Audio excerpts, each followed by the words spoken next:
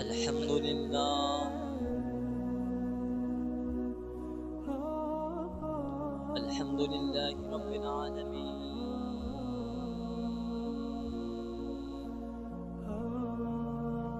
والعاقبة للمتقين والصلاة والسلام على سيد الأنبياء والمرسلين أما بعد فأعوذ بالله من الشيطان الرجيم قال الله تبارك وتعالى في كلامه المجيد والفرقان الحميد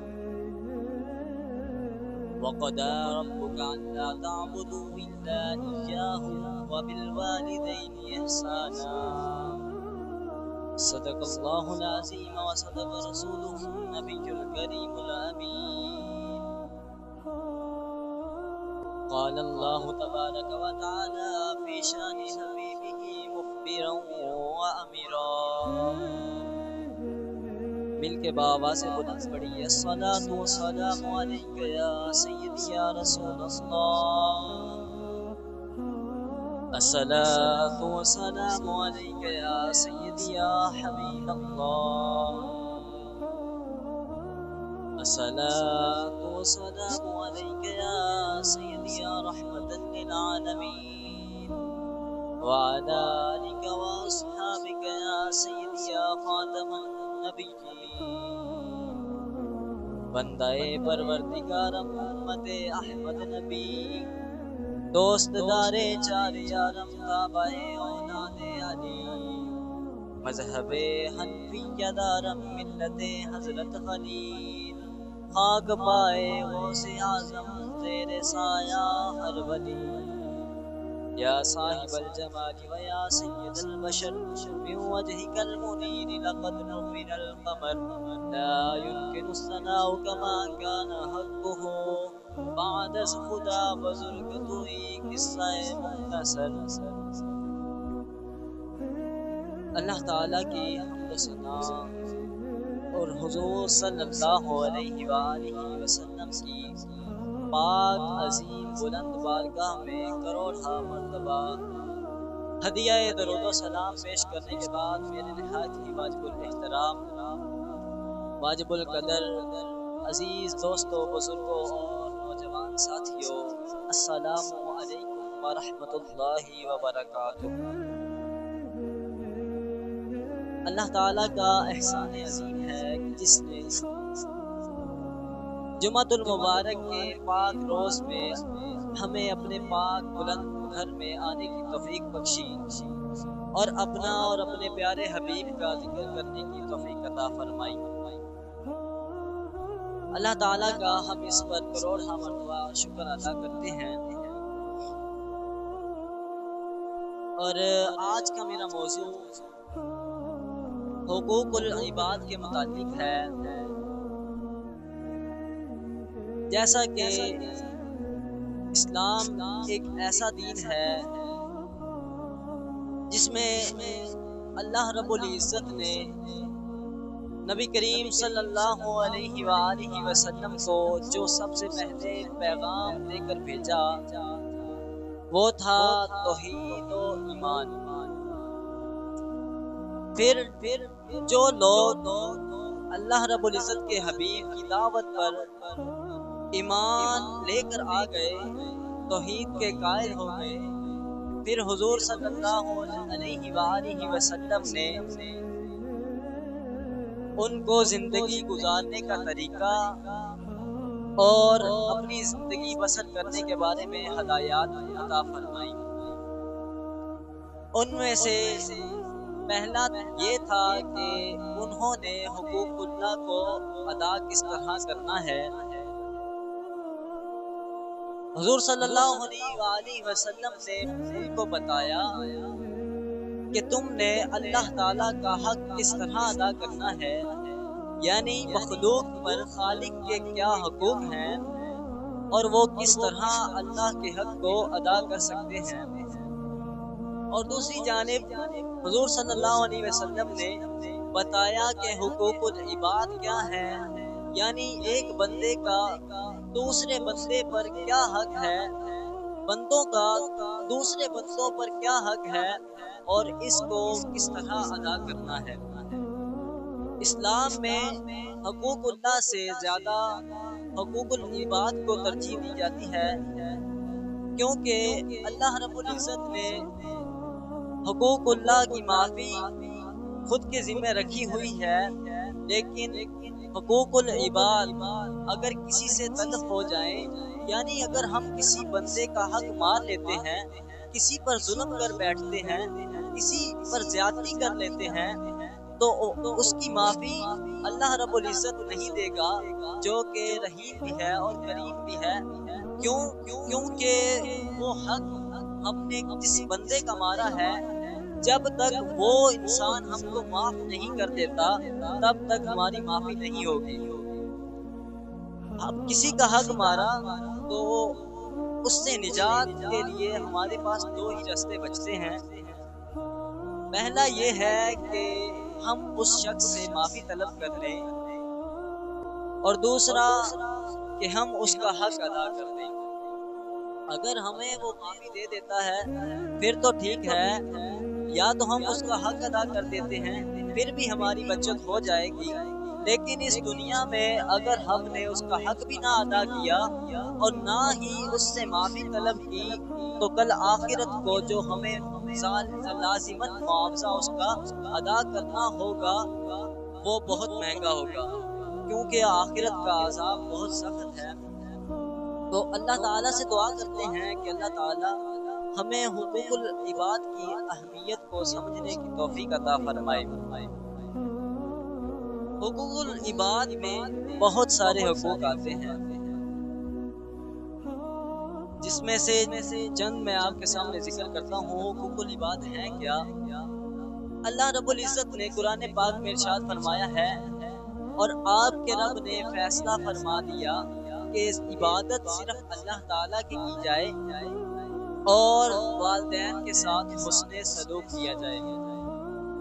اس سے پتہ یہ چلتا ہے کہ اللہ رب العزت نے اپنے حق کے بعد والدین کے حق کو ظاہر کیا ہے۔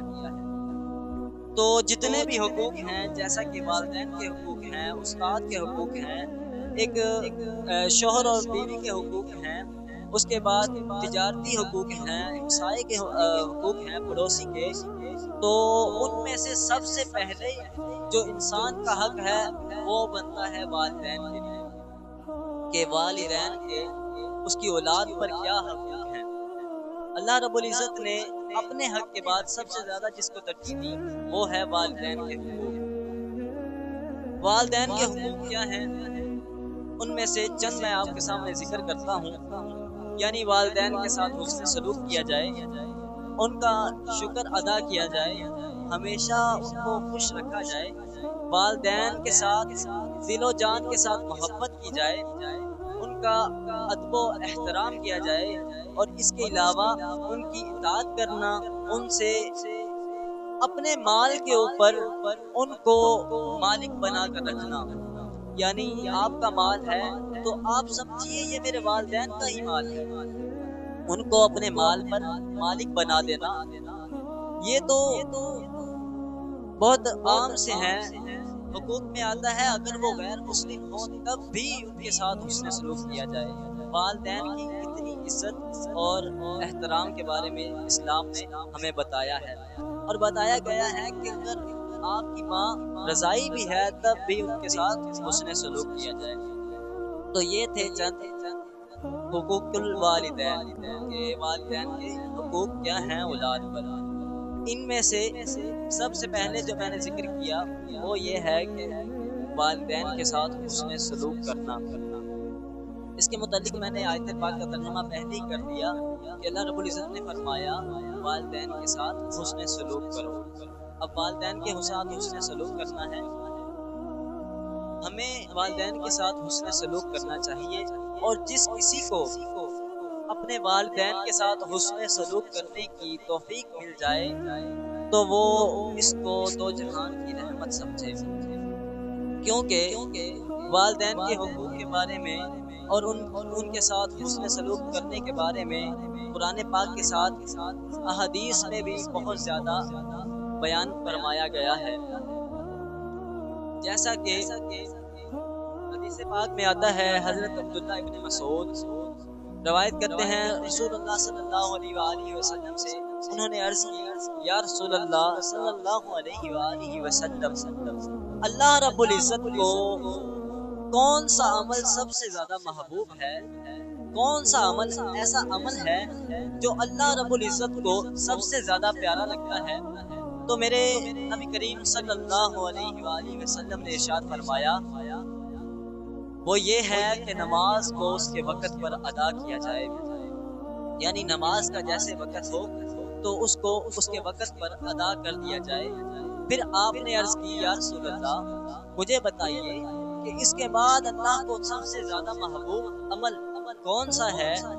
تو میرے حبیب صلی اللہ علیہ وآلہ وسلم نے ارشاد فرمایا کہ اے میرے صحابی، اس کے بعد سب سے زیادہ محبوب اور پیارا عمل اللہ رب العزت کو جو لگتا ہے وہ یہ ہے کہ والدین کے ساتھ حسن سلوک کیا جائے، والدین کے ساتھ حسن سلوک کیا جائے۔ تو پھر عرض کی یا رسول اللہ اس کے بعد اللہ کو سب سے زیادہ محبوب عمل کیا ہے؟ تو عرض کرتے ہیں، یہ عرض کرنے کے بعد حضور صلی اللہ علیہ وسلم نے فرمایا اس کے بعد یہ ہے کہ جہاد کیا جائے، اللہ رب العزت کی راہ میں جہاد کرے۔ اس سے پتہ چلا کہ والدین کے ساتھ حسن سلوک کرنے کی اہمیت، اللہ تعالیٰ کے حق کے بعد دوسرا حق والدین کے ساتھ حسن سلوک کرنا ہے۔ ایک اور حدیث پاک سے حضرت عبداللہ سے مروی ہے کہ ایک شخص حضور صلی اللہ علیہ وآلہ وسلم کے پاس آیا اور عرض کرنے لگا یا رسول اللہ میں آپ سے جہاد کی اجازت طلب کرتا ہوں کہ مجھے جہاد کی اجازت دیجیے تاکہ میں اللہ کی راہ میں جہاد کروں اور جام شہادت نوش کر جاؤں۔ تو حضور صلی اللہ علیہ وسلم نے اس سے سوال کیا کہ اے بندے، کیا تیرے والدین میں سے کوئی زندہ ہے؟ تیرا باپ یا تیری ماں کوئی زندہ ہے؟ تو وہ عرض کرنے لگا یا رسول اللہ الحمدللہ دونوں ہی زندہ ہیں۔ تو حضور صلی اللہ علیہ وآلہ وسلم نے فرمایا جاؤ اور ان کی خدمت کرو، یہی تمہارا جہاد ہے۔ یعنی اس سے پتہ چلتا ہے کہ جہاد سے بھی زیادہ افضل والدین کے ساتھ حسن سلوک کرنا اور ان کی خدمت کرنا ہے۔ ایک اور حدیث پاک ہے جو کہ حضرت ابو ہریرہ روایت فرماتے ہیں، آپ نے فرمایا حضور صلی اللہ علیہ وسلم نے ارشاد فرمایا اے بندو اپنی نگاہوں کی دوسری عورتوں سے حفاظت کرو، اپنی غیر محرم جو عورتیں ہیں ان کو دیکھنے سے گریز کرو، ان سے حفاظت کرو اپنی، کیونکہ اگر تم آج کسی کی عورت کی حفاظت کرو گے تو وہ کسی کی نہیں کر رہے، وہ تم اپنی ہی عورت کی حفاظت کر رہے ہو۔